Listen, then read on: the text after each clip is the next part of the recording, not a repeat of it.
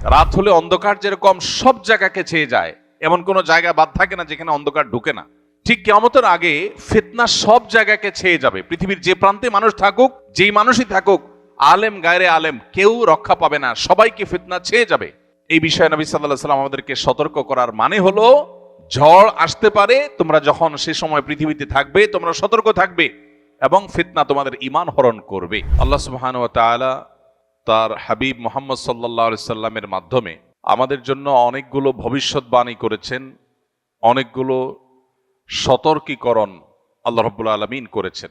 যে সমস্ত ভবিষ্যৎবাণীগুলো আমাদের জন্য গুরুত্বপূর্ণ, অতীব গুরুত্বপূর্ণ, এবং যে সমস্ত বিষয়ে আল্লাহ রাব্বুল আলামিন তার হাবিব মুহাম্মদ সাল্লাল্লাহু আলাইহি সাল্লামের মাধ্যমে আমাদেরকে সতর্ক করেছেন, সে বিষয়গুলোর মধ্যে থেকে অন্যতম একটা বিষয় হলো, পৃথিবীর আয়ু যখন শেষ হয়ে আসবে, মহাপ্রলয় মানব ইতিহাসের সবচেয়ে বড় ঘটনা, যেই ঘটনার মধ্য দিয়ে আল্লাহ তাআলা সৃষ্টি জগতের এই বিশাল বড় আয়োজন, এটার সমাপ্তি আল্লাহ তাআলা ঘটাবেন, সেই ঘটনার যত নিকটবর্তী হবে পৃথিবী, তত বেশি পৃথিবী ফিতনা সংকুল হবে এবং ফিতনায় পৃথিবী পরিপূর্ণ হয়ে যাবে।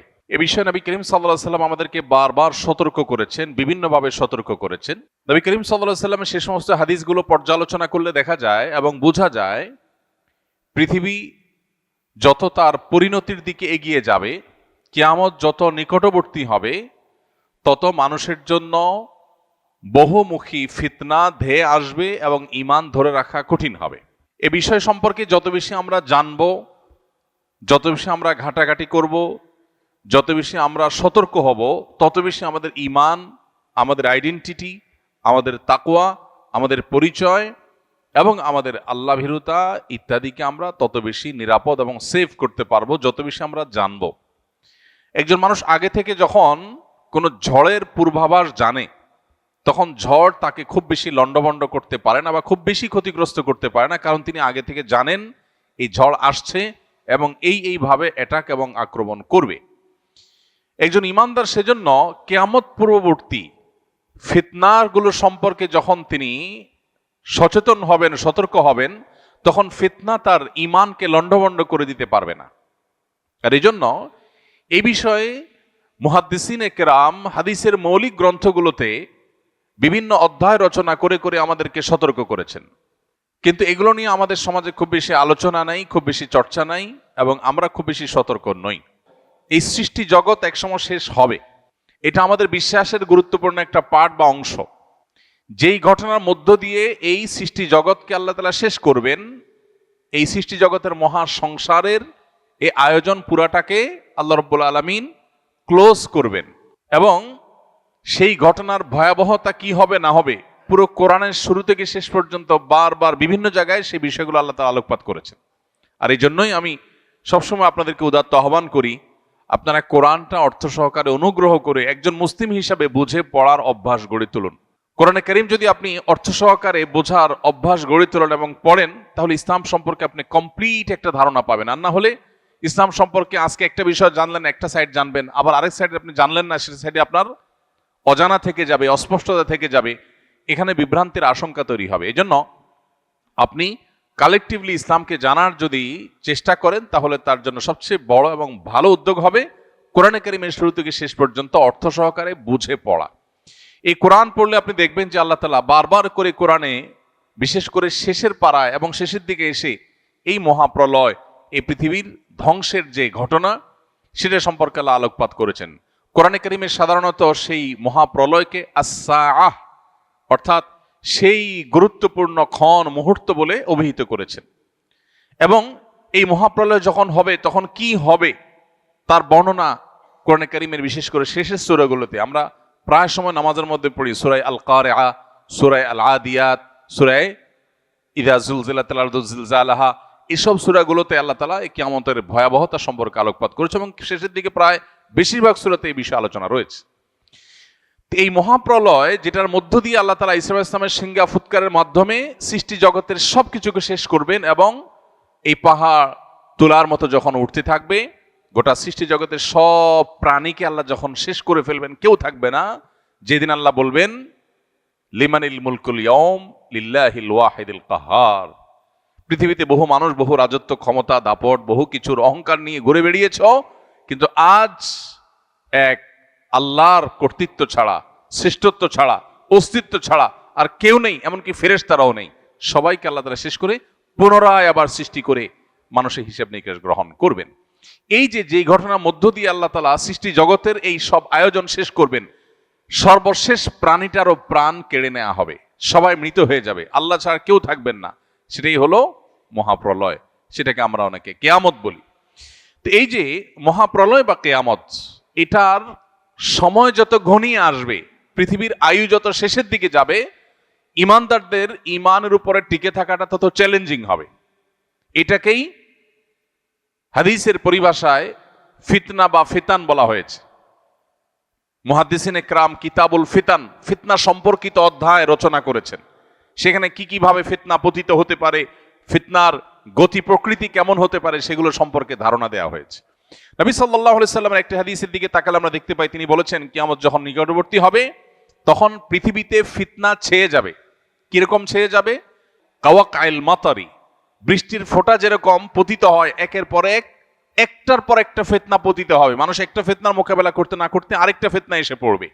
রাত যেরকম, অন্ধকার যেরকম রাতকে ছেয়ে যায়, রাত হলে অন্ধকার যেরকম সব জায়গাকে ছেয়ে যায়, এমন কোনো জায়গা বাদ থাকে না যেখানে অন্ধকার ঢুকে না। ঠিক কিয়ামতের আগে ফিতনা সব জায়গাকে ছেয়ে যাবে। পৃথিবীর যে প্রান্তে মানুষ থাকুক, যেই মানুষই থাকুক, আলেম গায়রে আলেম, কেউ রক্ষা পাবে না, সবাইকে ফিতনা ছেয়ে যাবে। এই বিষয়ে নবী সাল্লাল্লাহু আলাইহি ওয়াসাল্লাম আমাদেরকে সতর্ক করার মানে হলো, ঝড় আসতে পারে, তোমরা যখন সে সময় পৃথিবীতে থাকবে তোমরা সতর্ক থাকবে এবং ফিতনা তোমাদের ঈমান হরণ করবে। তো এইরকম পরিস্থিতি সম্পর্কে নবী করিম সাল্লাল্লাহু আলাইহি ওয়াসাল্লামের অনেকগুলো হাদিস পাওয়া যায়। আমরা এখন মেলালে দেখি সেই সময়টা আমরা শুরু করেছি, সেই সময়টাতে প্রবেশ করা। এটা কতদূর প্রলম্বিত হবে, কতদিন দীর্ঘায়িত হবে, কত বছর চলবে, সেটা কি 100 বছর চলবে না 1000 বছর চলবে, আল্লাহ তাআলা ভালো জানেন। তবে ফিতনার মধ্যে আমরা প্রবেশ করে ফেলেছি। খোদ নবী করিম সাল্লাল্লাহু আলাইহি ওয়াসাল্লামের সময় থেকেই সাহাবায়ে কেরাম ফিতনার আশঙ্কায় শঙ্কিত থাকতেন, সব সময় ভয়ভীত থাকতেন এবং এই ফিতনার আক্রমণে সতর্ক থাকতেন। তাহলে আজ প্রায় 1450 বছর পর নবী সাল্লাল্লাহু আলাইহি ওয়াসাল্লাম যে ফিতনার কথা বলেছেন, আমরা তাকালে দেখি অফিসে যাই সেখানে ফিতনা, শিক্ষা প্রতিষ্ঠানে যাই সেখানে ফিতনা, ফ্যামিলিগত জীবনে প্রবেশ করলে সেখানে ফিতনা। ফিতনা ছাড়া আমরা কিছু দেখি না, এমনকি ধর্মীয় প্রতিষ্ঠানগুলোতেও নানাবিধ ফিতনা। ফিতনা জিনিসটা কি? আমরা অনেকেই ফিতনা বিষয়ে পরিপূর্ণ ক্লিয়ার না বা পরিষ্কার না হয়তোবা। ফিতনা মানে আমরা ধোঁয়াশা বলতে পারি, বিভ্রান্তি বলতে পারি। কোথাও আপনি দেখতে পাচ্ছেন মরিচিকা, যে মরিচিকা আপনি দেখছেন খোলা চোখে পানি, সেটা আসলে পানি না, সেটা মরিচিকা। এটা এক প্রকারের ফিতনা। এটাকে আপনি মনে করছেন অনেক ভালো, সেটা আসলে ভালো না, তার পেছনে লুকিয়ে আছে কালো অন্ধকার। ঠিক একইভাবে কিয়ামতের আগে মানুষ ডিসিশন নিতে পারবে না, সিদ্ধান্ত গ্রহণ করতে পারবে না।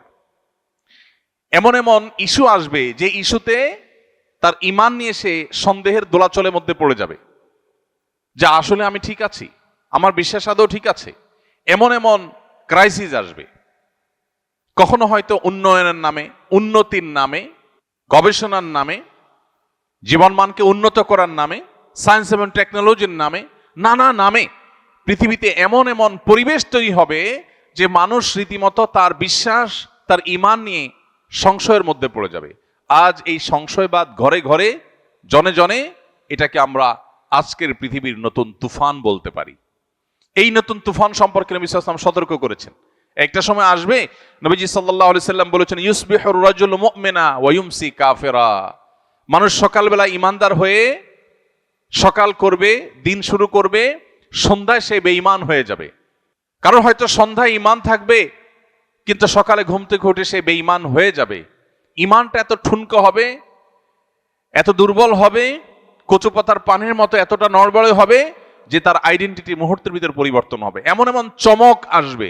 এখন পৃথিবীটা হলো চমকের পৃথিবী, একের পর এক চমক। আমরা সার্চ ইঞ্জিনের যে চমক, সেটা দেখে সারতে না সারতে এআই এর চমক, আর্টিফিশিয়াল ইন্টেলিজেন্সের চমক আমাদের সামনে এসে উপস্থিত। আমরা যোগাযোগ ব্যবস্থার ক্ষেত্রে একটার পর একটা চমক দেখছি। মানুষকে আল্লাহ তাআলা এমন এমন সক্ষমতা দিচ্ছেন, মানুষের ব্রেইনে এমন এমন ইস্যু আল্লাহ তাআলা দিচ্ছেন, এমন এমন আইডিয়া আল্লাহ তাআলা মানুষের মধ্যে দিচ্ছেন যেই জিনিসগুলো অনেক ক্ষেত্রে আমাদেরকে রীতিমতো সন্দেহের মধ্যে ফেলে দেয় যে আসলে মানুষ এবং মানুষের সৃষ্টিকর্তা আল্লাহ রাব্বুল আলামিন এবং সৃষ্টি জগৎ, এই দুইয়ের মধ্যে পার্থক্য করা আমাদের জন্য কঠিন হয়ে যায়। ভাইরা আমার, ফিতনা কতভাবে পতিত হতে পারে, কত দিক থেকে আসতে পারে, সেটা আমাদের ধারণা এবং কল্পনারও বাহিরে। কিয়ামত যত নিকটবর্তী হবে, মানুষের ঈমানদারের আইডেন্টিটি ধরে রাখা তত কঠিন হবে। এটাই ফিতনা। সেই সময়টা আমরা শুরু করেছি, প্রবেশ করেছি, পার করছি। যত সময় যাবে এই ক্রাইসিস, এই সংকট আরো বাড়বে, আরো বৃদ্ধি পাবে। নবী করিম সাল্লাল্লাহু আলাইহি সাল্লাম আমাদেরকে সতর্ক করেছেন। তিনি বলেছেন, বাদিরু বিল আমালি ফিতানা কাকিতাইল লাইলিল মুজলিম। তোমরা ভালো কাজ নেকামল করার জন্য প্রতিযোগিতায় লিপ্ত হও এবং দ্রুততার সাথে অগ্রসর হও ভালো কাজের দিকে। কারণ এমন সময় আসছে যখন গভীর গুটগুটে অন্ধকার রাত যেরকম অন্ধকার হওয়ার কারণে কোনটা ভালো কোনটা মন্দ মানুষ পরখ করতে পারে না, এরকম সময় আসবে যে তুমি সত্য আর অসত্য, ভালো আর মন্দ পরখ করতে কষ্ট হবে। সেই সময় আসার আগে তোমরা নেকামলে প্রবেশ করো, ভালো কাজে লিপ্ত হও। এবং সেই সাথে নবী সাল্লাল্লাহু আলাইহি সাল্লাম বলেছেন, আবু সা'লাবা আল খুশানি রাদিয়াল্লাহু তাআলা আনহু থেকে বর্ণিত হাদিসে তিনি বলেছেন, ফা ইন্না মিন ওয়ারাইকুম আইয়ামা আস-সাবরু ফীহিন্না মিসলাল কবদি আলাল জামার। নবীজি বলেছেন সাহাবীদেরকে লক্ষ্য করে যে তোমরা চলে যাওয়ার পরে পৃথিবীতে এমন একটা সময় আসবে যখন দ্বীনের উপরে, ইসলামের উপরে, ঈমানের উপরে টিকে থাকাটা এটা জ্বলন্ত কয়লা হাতের উপরে নিয়ে থাকা যেরকম কঠিন, ওইরকম কঠিন হয়ে যাবে। আজ পৃথিবীতে মুসলিম আইডেন্টিটি নিয়ে চলাটা সহজ না কঠিন? কঠিন। অমুসলিম প্রধান অঞ্চলে বা দেশে তো পরের কথা, মুসলিম প্রধান দেশেও মুসলিম আইডেন্টিটি নিয়ে টিকে থাকা বড় কঠিন। আপনার দাড়ি থাকবে, টুপি থাকবে, আপনি নামাজ পড়বেন, হালাল হারাম মেনটেন করবেন, আপনি মাহারাম মেনটেন করবেন, আপনি সিরিয়াস দিন পালন করবেন, কোরআন হাদিসের প্রত্যেকটা আদেশ শেষে মানার চেষ্টা করবেন, আল্লাহর দাসত্ব এবং আবদিয়তকে আপনি ধারণ করে চলার চেষ্টা করবেন। সমাজই আপনাকে আলাদা চোখে দেখবে, বলবে যে এটা বেকার হয়ে গেছে, এই লোকের মাথা কেউ নষ্ট করছে। আপনি জাতে উঠতে পারবেন না। জাতে ওঠার জন্য আপনাকে অনেক অপকর্ম, অনেক গুনাহের কাজ, অনেক পাপের কাজ, কোরআন হাদিসের বাইরে আপনাকে যেতে হবে। এই যে একটা প্রবণতা, এটা আমাদের সেই সময়ের কথা স্মরণ করিয়ে দেয় যে এই সময়ের কথা নবীজি বলেছেন যে এমন একটা সময় আসবে যে ঈমানের উপরে টিকে থাকাটা জ্বলন্ত কয়লা হাতে রাখার মতো কঠিন হবে। ভাইরা আমার, এখন আপনার সন্তানটা নামাজ কালাম পড়ে, দিনদার, সে হারামে যায় না। সমাজের বেশিরভাগ মানুষ পাপাচারে লিপ্ত, নামে মুসলমান, দিন থেকে সরে গেছে। ওই যে ফিতনার কারণে তারা দিন থেকে সরে গেছে। এই মানুষগুলোর কাছে আপনি বরং ভিন্ন গ্রহের কোনো বাসিন্দা। আপনি বরং সমাজ বুঝেন না, সামাজিকতা বুঝেন না, আপনি বরং অসামাজিক, আপনি বরং সেকেলে, আপনি পুরাতন, আপনি আধুনিক না, আপনি পিছিয়ে পড়া, আপনি সমাজের বোঝা, আপনি স্মার্ট না। হাজারটা ট্যাগ আপনাকে দেয়া হবে। ভাইরা আমার, এই কথা নবী সাল্লাল্লাহু আলাইহি সাল্লাম বলেছেন যে একটা সময় আসবে যখন ঈমান এর উপরে অটল থাকা, অবিচল থাকাটা হাতের উপরে জ্বলন্ত কয়লা ধরে রাখার মতো কঠিন হবে। নবীজি বলেছেন, লিল আমিলি ফিহিন্না মিসলা আজরি 50 রাজুলা ইয়ামালুনা মিসলা আমালিকুম। নবীজি বলেছেন ওই রকম কঠিন সময়ে যখন ইসলামের উপরে টিকে থাকা কঠিন হবে। আপনি দেখুন সারা পৃথিবীতে, আপনি মুসলিম হন, ভালো মুসলিম হন, তাহলে সব বাধা। আপনি ইসলাম ছেড়ে দিলে আর বাধা নেই। ফিলিস্তিনের মানুষ তারা যদি মুসলমান না হয়ে অন্য কোন আইডেন্টিটি তাদের হতো, তাদের এত কষ্ট করতে হতো না। কাশ্মীরের মানুষগুলো যদি মুসলমান না হয়ে, ইসলাম না হয়ে অন্য কিছুকে ধারণ করতো, তাহলে জুলুম তাদেরকে সহ্য করতে হতো না। গত দীর্ঘ বহু বছর ধরে আমাদের দেশে জঙ্গিবাদের নামে, রাজাকারের নামে, বিভিন্ন নামে ধর্মীয় লেবাসধারীদেরকে যে কোণঠাসা করা হয়েছে, এরা যদি এই ধর্মীয় লেবাস, ধর্মীয় আইডেন্টিটি, ধর্মীয় মূল্যবোধকে ধারণকারী না হতেন, তাহলে এত বাধার মুখোমুখি তারা হতে হতো না। এই যে পরিস্থিতি, নবী সাল্লাল্লাহু আলাইহি সাল্লাম বলেছেন এরকম কঠিন পরিস্থিতিতে যারা সব যায় যাক, আমার জাতে ওঠা লাগবে না, আমার সামাজিকতা গোল্লায় যাক, আমার গোটা দুনিয়ার মানুষের যে স্রোত এবং ফ্লো তার বিপরীতে যে হলেও আমি আমার ঈমানকে, আমার তাকওয়াকে অটল করার চেষ্টা করব, ধরে রাখার চেষ্টা করব। এই প্রতিজ্ঞা যদি কেউ করে এবং সে টিকে থাকতে পারে, নবীজি বলেছেন সেই লোক একজন আমল করে যে সওয়াব পাবে, সাহাবীদেরকে বলেছেন তোমরা 50 জন আমল করলে যে পরিমাণ সওয়াব পায়, সে একজন সে সওয়াব পাবে। 50 জনের আমলের সওয়াব একজন পাবে। নামাজ পড়বে এক ওয়াক্ত, সওয়াব পাবে 50 ওয়াক্তের, 50 জনেরটা। সাহাবা একরাম অবাক হয়ে জিজ্ঞাসা করলেন, হে আল্লাহ রাসূল, আপনি যে 50 জনের কথা বলছেন, ইয়া রাসূলুল্লাহ মিথলু আজরিনা খামসিনা মিন্না আও মিনহুম, যে 50 জনের কথা বলছেন এটা কি আমাদের মতো সাহাবীদের মতো 50 জন নাকি তাদের 50 জন? কারণ সে আমলের 50 জনের কোয়ালিটি তো আর এই আমলের 50 জনের কোয়ালিটি এক না। তো সাহাবীরা জিজ্ঞাসা করছেন, ওই ফিতনার সময় যখন বাধার একের পর এক পাহাড় এবং প্রাচীর দেয়াল উঠবে, তখনও যদি কেউ ঈমানের উপরে টিকে থাকতে পারে, তাদের একজন আমল করলে 50 জনের যে সওয়াব দেওয়া হবে, সেই 50 জন কি সাহাবীদের 50 জন নাকি তাদের সময়ের 50 জন? নবীজি সাল্লাল্লাহু আলাইহি ওয়াসাল্লাম বলেছেন, ক্বালা বাল আজরু খামসিনা মিনকুম, তাদের সময় না, তোমরা যারা সাহাবী তোমাদের মধ্যে 50 জনের সওয়াব তাকে দেওয়া হবে। ভাইরা আমার, এইজন্য যেখানে ঈমান এবং আমলের উপর টিকে থাকা খুব বেশি চ্যালেঞ্জিং মনে হবে, বুঝতে হবে ফিতনা উপস্থিত হয়ে গেছে। এখন আমার তাকওয়া, আমার ফিতনার সময় যে রোল প্লে করার কথা হাদিস আমাকে উৎসাহিত করেছে, সেটি আমার করার কথা। এজন্যই স্যাক্রিফাইস, এজন্যই ত্যাগ করতে হয়। সমাজের সবাই বলবে না এত হিসাব নিকাশ করে চলা যায় নাকি? আমি বলবো হ্যাঁ, চলা যা না গেলে অচল হয়ে যাব, কিন্তু আমি ছাড়বো না, আমি ঈমানকে ধারণ করে রাখবো। আল্লাহ তাআলা ফিতনার সময় আমাদেরকে এভাবে ঈমানকে, আমাদের আইডেন্টিটিকে, আমাদের তাকওয়াকে সেভ করার তৌফিক দান করুন। চতুর্দিকে তাকালে দেখব যে সামাজিকতার হাতছানি, আরে সমাজের সাথে তাল মেলাইতে হয়। প্রত্যেকটা লোকের মধ্যে দেখবেন এই প্রবণতা। ঈমানদার কখনো পরিপূর্ণ তথাকথিত সামাজিক হবে না।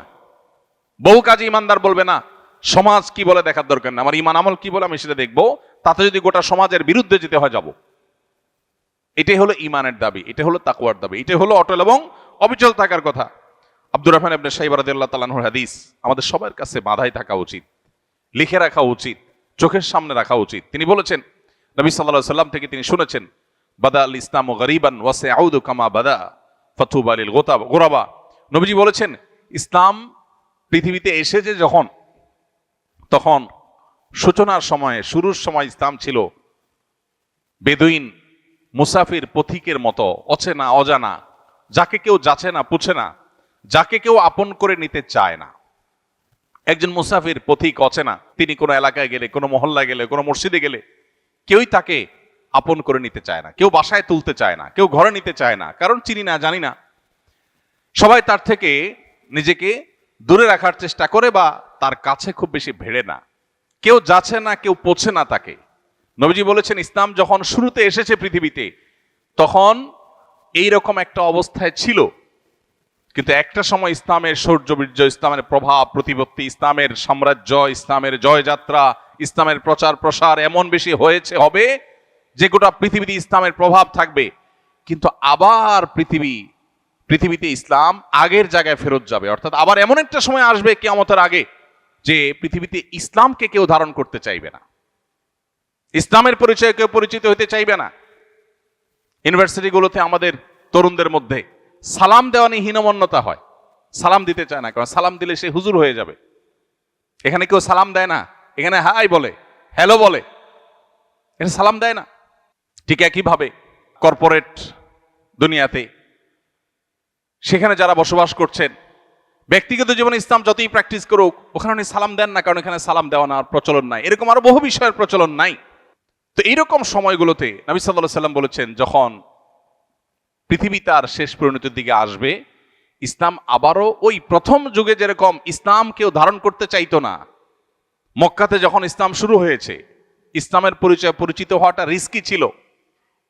এই পরিচয় পরিচিত হলে তারপরে জুলুম নেমে আসতো, কেউ ওয়েলকাম করতো না, গরিব ছিল, অসহায় ছিল ইসলাম। নবীজি বলেছেন, কিয়ামতের আগে আবার এরকম একটা সময় আসবে যখন ইসলাম এরকম অসহায় হবে, কেউ ইসলামকে ধারণ করতে চাইবে না, সবাই জাতে উঠতে চাইবে। নবীজি বলেছেন, ফাতুবা লিল গুরাবা।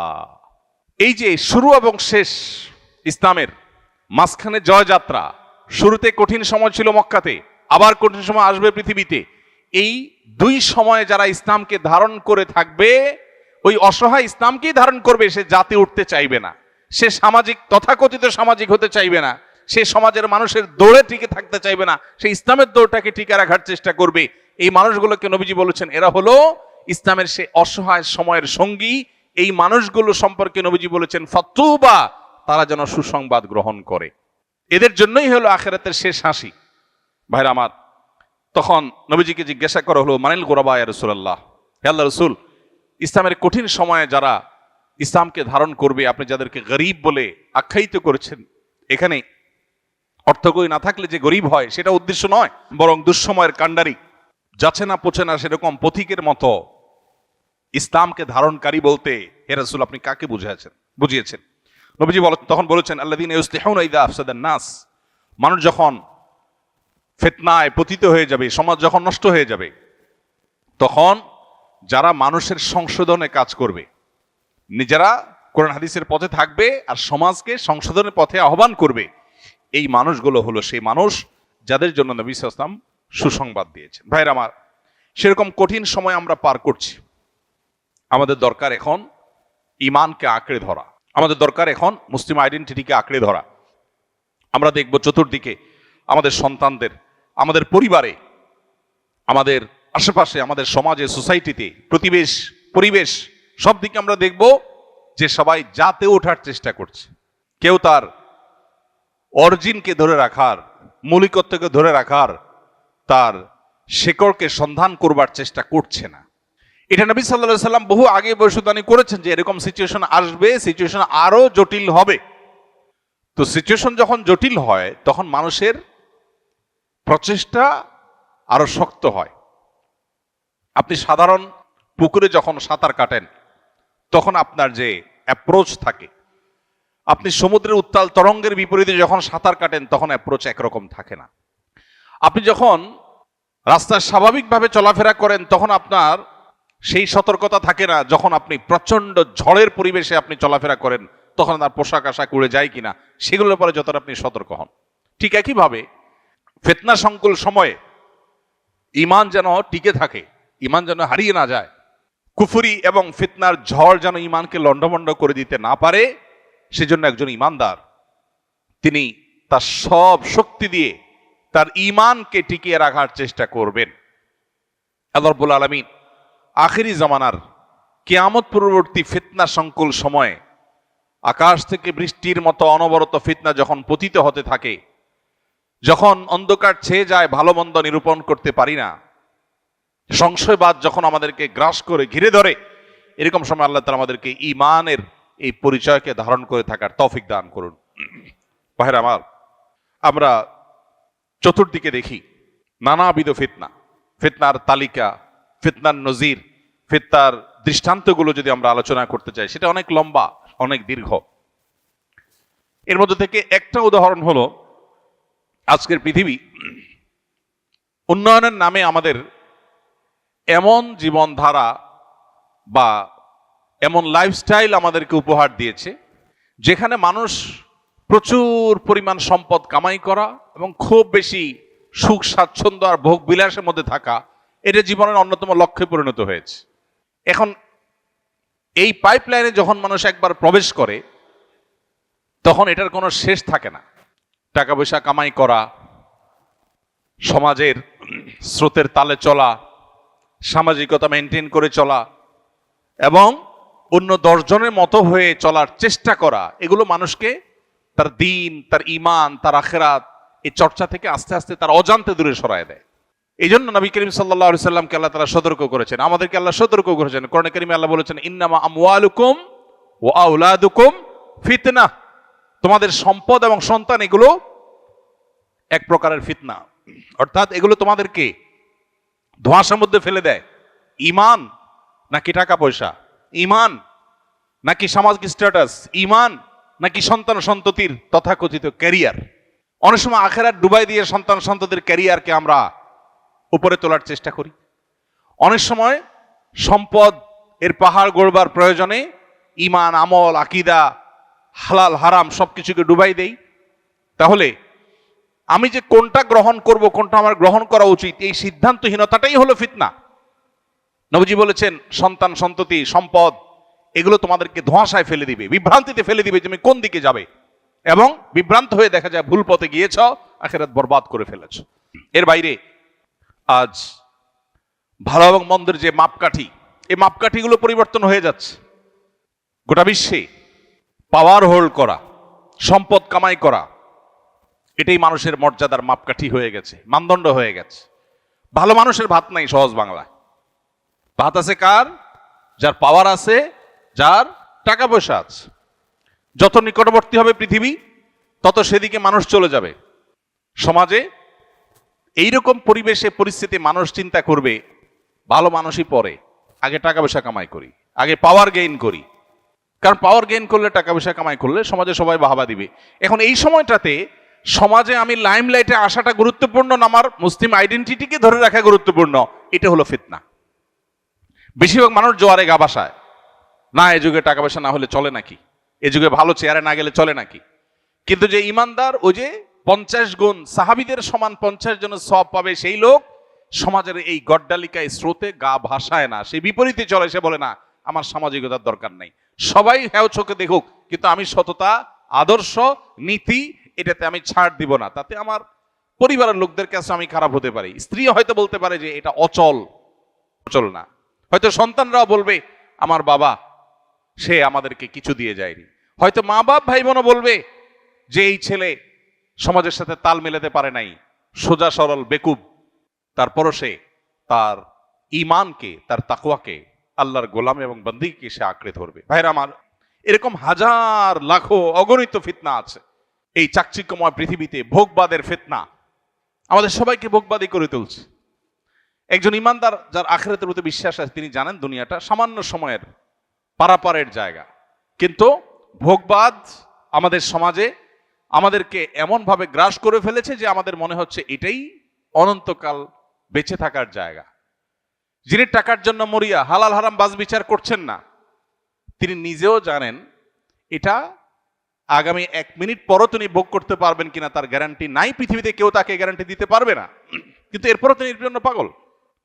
এবং তিনি হাজার হাজার শত শত বছর বাঁচবেন না, সেটা তিনি জানেন। তারপরেও এত টাকা কামাই করার পরেও তার চাহিদা শেষ হচ্ছে না, যত টাকা তার শত শত বছর কেউ শেষ করা যাবে না। তারপর তিনি পাগল পড়া ফিতনা, এই ফিতনার জালে তিনি পড়ে গেছেন, আর বের হতে পারছেন না। এই নেশায় তিনি ডুবে গেছেন, ব্যাক করতে পারছেন না, আখিরাতকে ডুবাই দিয়েছে। ভাইরা আমার, এরকম বহুবিধ ফিতনা আমাদেরকে গ্রাস করছে। রক্ষার উপায় কি? রক্ষার উপায় হলো কোরআন এবং হাদিসকে আঁকড়ে ধরা। কোরআন এবং হাদিসকে যারা আঁকড়ে ধরবে তারা ফিতনা থেকে রক্ষা পাবে। নবী সাল্লাল্লাহু আলাইহি ওয়াসাল্লাম বলেছেন, আদ্দু আলাইহা বিন নওয়াজিস। খুব কঠিন সময়ে মানুষ যখন হাত দিয়েও কিছু ধরে রাখতে পারে না, তখন মাড়ির দাঁত এটা দিয়ে কামড়ে ধরে রাখার চেষ্টা করে। ঠিক একই ভাবে তোমার ঈমানকে ধরে রাখার জন্য সর্বশেষ শক্তি মাড়ির দাঁত দিয়ে তুমি ঈমান, তোমার আত্মপরিচয় কোরআন এবং হাদিসকে আঁকড়ে ধরবে, যে আমি কোরআন হাদিসের বাইরে এক চুল যাব না, তাতে আমার সব যায় যাক। এটা হলো ফিতনার সময় নিজেকে আত্মরক্ষা করার সবচেয়ে বড় মূল মন্ত্র। আর এর পাশাপাশি নবী সাল্লাল্লাহু আলাইহি ওয়াসাল্লাম আমাদেরকে দোয়া শিক্ষা দিয়েছেন। আমরা আল্লাহর কাছে ফিতনার সময় পানাহ চাইব। আল্লাহুম্মা ইন্না নাউযু বিকা মিনাল ফিতান বা আল্লাহুম্মা ইন্নী আউযু বিকা মিনাল ফিতান মা যাহারা মিনহা ওয়া মা বাতান।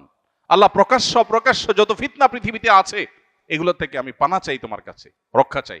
আল্লাহ রাব্বুল আলামিনের কাছে আমরা দোয়া করা, চোখের পানি ফেলা এবং ফিতনার পরিবেশ থেকে বেঁচে তাকওয়ার পরিবেশে নিজেকে নিয়োজিত করা, নিবদ্ধ রাখা, এর জন্য নিরন্তর চেষ্টা করে জীবনের শেষ মুহূর্তগুলো পার করার, শেষ নিঃশ্বাস ত্যাগ করার, ঈমান এবং আমল নিয়ে ফিতনা থেকে নিজেকে বাঁচিয়ে, নিজের ফ্যামিলিকে বাঁচিয়ে, জেনারেশনকে বাঁচিয়ে আল্লাহ তাআলা আমাদেরকে দুনিয়া থেকে যাওয়ার তৌফিক নসিব করুন। আমাদের পরিবারকে, আমাদের নিজেদেরকে, আমাদের সমাজকে ফিতনার এই ভয়াবহ করাল গ্রাস এবং থাবা থেকে বাঁচানোর জন্য নানাবিধ উদ্যোগ আমাদের নিতে হবে।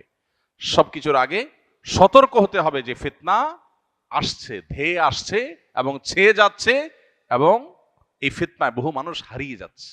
এটা হলো স্রোতের পানির মতো, বানের পানির মতো। সমুদ্রের বিশাল বড় স্রোত এসে সবকিছুকে টেনে সমুদ্রের মধ্যে গ্রাস করে নিয়ে যায়। এক এক ফিতনা এসে হাজার হাজার মানুষের ঈমান আমলকে নিয়ে যায়। তরুণদের জন্য হাজার রকমের ফিতনা পৃথিবীতে আছে। এই যে বিটিএস ফ্যান হচ্ছে আমাদের ছেলেমেয়েরা, আমাদের তরুণরা, তাদের যে আকর্ষণ করবার মতো ক্ষমতা, সম্মোহনী শক্তি, দুর্বল করে ফেলার যে শক্তি, এটার ফলে নিজের অজান্তে আমি তাদের ফ্যান হয়ে যাচ্ছি। কখনো খেলোয়াড়দের ফ্যান হয়ে যাচ্ছি, কখনো তথাকথিত বিভিন্ন তারকাদের ফ্যান হয়ে যাচ্ছে, যে আমি আমার ট্র্যাক থেকে সরে যাচ্ছি, আমি ইসলাম থেকে সরে যাচ্ছি। কখনো ক্রীড়ার নামে, কখনো কৌতুকের নামে, কখনো বিনোদনের নামে, কখনো অন্য কোনো নামে এমন এমন চমক আসছে যে চমকগুলো দেখে আমি হারিয়ে যাচ্ছি। ওই স্রোত খড়কুটোর মতো করে আমাকে ভাষায় নিয়ে যাচ্ছে এবং তার ভিতরে সে গ্রাস করে নিয়ে যাচ্ছে, আমি টেরও পাচ্ছি না।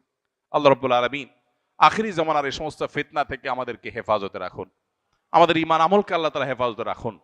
ফিতনা সংকুল এই সময় ঈমানকে আল্লাহ তাআলা কঠিন এবং দৃঢ়ভাবে আঁকড়ে ধরে রাখার তৌফিক দান করুন।